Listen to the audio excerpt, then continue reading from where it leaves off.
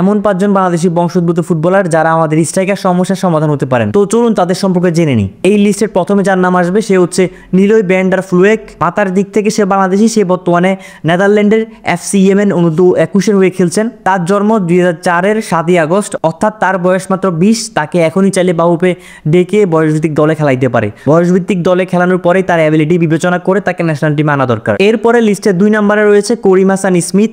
সে বংশগতভাবে Jamaica এবং সোমালিয়ার বংশোদ্ভূত, পাশাপাশি সে বাংলাদেশীয়। সে বর্তমানে ইংল্যান্ডের 7ম টায়ারের ক্লাব ব্র্যাডফোর্ডে খেলছেন। তার প্লেইং পজিশন রাইট ব্যাক, কিন্তু সেখান থেকে সে ভালো ভালো গোল করতে পারে। তার মধ্যে যথেষ্ট ভালো ফিজিক্যালিটি রয়েছে। ড্রিবলিং জানার কারণে সে ভালো পাস জেনারেট করতে পারে এবং সেই পাস থেকে ভালো ভালো গোলও হয়। তাছাড়া সে নিজেও গোল করতে পারে।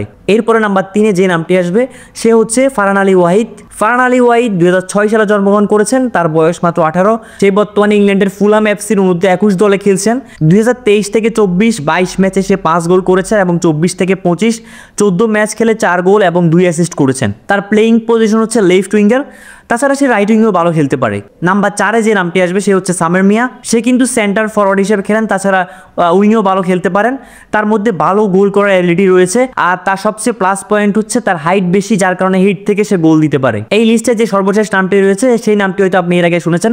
তো প্লেয়ারটির নাম হচ্ছে জায়ান হাকিম। জায়ান হাকিম কিন্তু এর আগে অ্যান্টিগা অ্যান্ড বারমুডার হয়েও খেলেছেন সিনিয়র পর্যায়ে।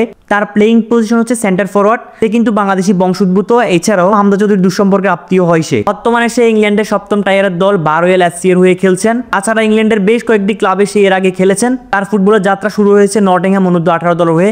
নটিংহ্যাম কিন্তু ইংলিশ প্রিমিয়ার লিগের দল। তো জায়ান হাকিম কিন্তু আমাদের গোল করার যে সমস্যা রয়েছে সেই সমস্যার সমাধান হতে পারেন। অ্যারোবিও ডিএনএ থাকার কারণে তার মধ্যে ভালো ফিজিক্যালিটি রয়েছে। মাঝ মাঠ থেকে তার লং শটগুলো দেখার মতো হয়। তাছাড়া মাঝ মাঠ থেকে লং শট দিয়ে সে গোলও পেয়েছে অনেকবার। তো বন্ধুরা, এই 5 জন প্লেয়ার যদি বাংলাদেশের হয়ে খেলে তাহলে কিন্তু আমাদের যে গোল করার সমস্যা রয়েছে সেই সমস্যা থেকে কিছুটা হলে মুক্তি পাবে। আপনার গুরুত্বপূর্ণ মতামত অবশ্যই কমেন্টস করে জানাবেন। আল্লাহ হাফেজ।